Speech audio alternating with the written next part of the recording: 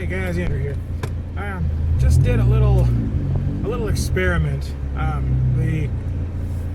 live probably about, I don't know, maybe 3-4 blocks away from my local health clinic, hospital, clinic, that kind of thing. And can't get out that way. And they have a COVID testing site, like a drive-through COVID testing deal. And so just out of sheer curiosity, I decided to drive up and ask the lady some questions. Now, it was a nurse manning the station, and she gave me this little pamphlet here. And, it's a little just a little piece of paper. And it's got, like, what the current symptom, or the symptoms of COVID, and, some different basic information. So, what I did is I drove up, I parked my car, shut it off, and I asked the nurse some questions, and here's what happened.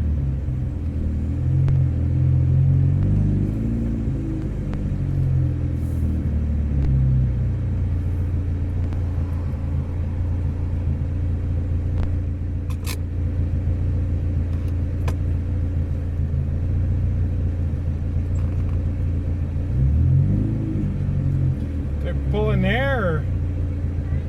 Well, no, I just had some questions about the COVID testing. Yeah, I just turned my car off here. I'm just curious, like, what kind of test is it? Like, is it a blood test, or? Nope, it's a nasopharyngeal swab, so it goes in your nose, into your nasal cavity. Okay. And that's for current infection. Okay. So that's how we collect it. All right. And then, what are the, I'm just doing some research for my own personal curiosity. What's the margin of error, like the false positive ratings? Because I've read, like, in the past, some past tests have been like anywhere from a 15 to a 20% false positive. So ours is a PCR, so it's actually the DNA Okay. of the virus, so it should not have that high of a false positive. Okay. That may be some of the rapid, like the kit tests, but ours is actually on an instrument that's replicating the DNA. I don't know the exact number. Okay. It should be much smaller than that. Okay. So maybe like a 5% or less, something like I that. would think less than 5 even. Okay. All right. Okay. I was just kind of curious. And then what? I may have already had it. I'm not even sure. What are the symptoms that would tell you that? Let me grab a sheet. Sure.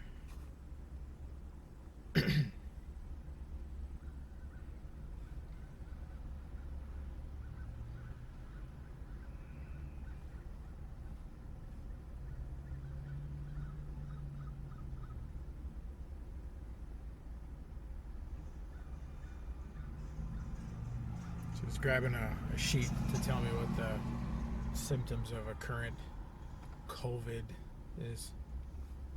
So I know they say like cough, fever, shortness of breath, Okay. loss of taste or smell, and sore throat are some of the ones that they. So a lot of flu-like symptoms. Okay. Yep. And then I do have this if you would want it. It's the number Yeah. that you can call if you have any questions. Okay. That's the line to set up an appointment or to ask any questions. Sure. Okay. Yeah. All right. I was just curious because back in February, like the latter part of February, I had not all of those symptoms, but some of them, and I was maybe down for a couple of days. So. And they should be able to answer too, like if you wanted to talk to a doctor about having an antibody test ordered, if that would be an option for you. If it wouldn't, they can talk more to that too. Okay. To see if you had had it previously, and that one is a blood test. It is a blood test. Okay, that was my next question. So what does that entail? So, okay. All right. Well, I think that was my only questions. Thank you.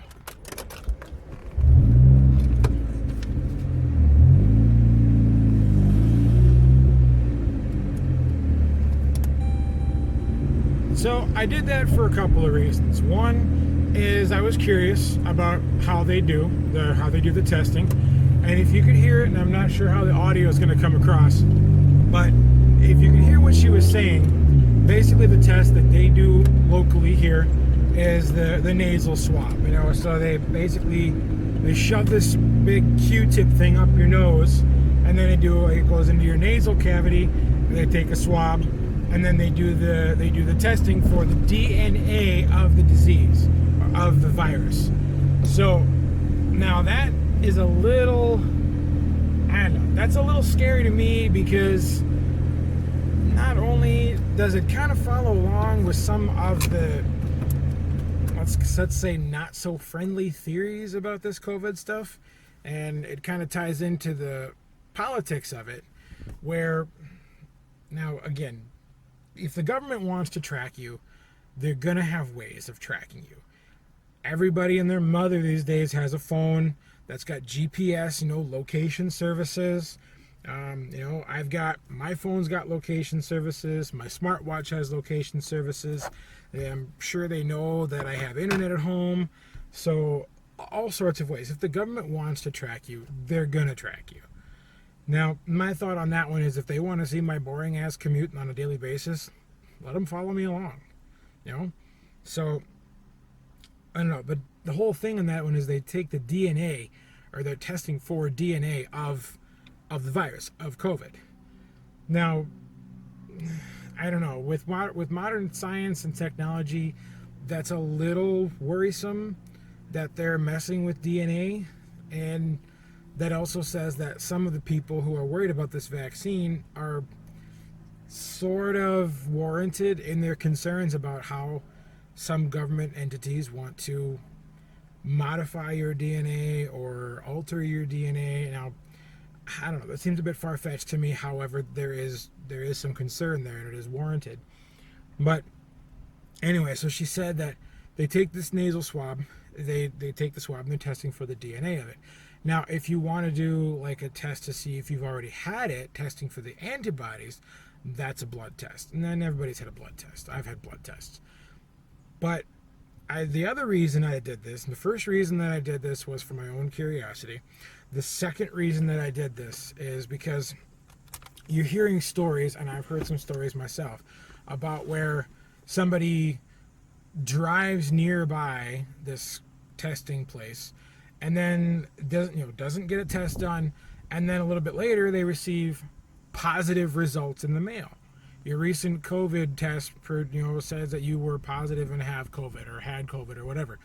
So again, I don't know if that's entirely accurate, if people are just making shit up, or if this has actually happened.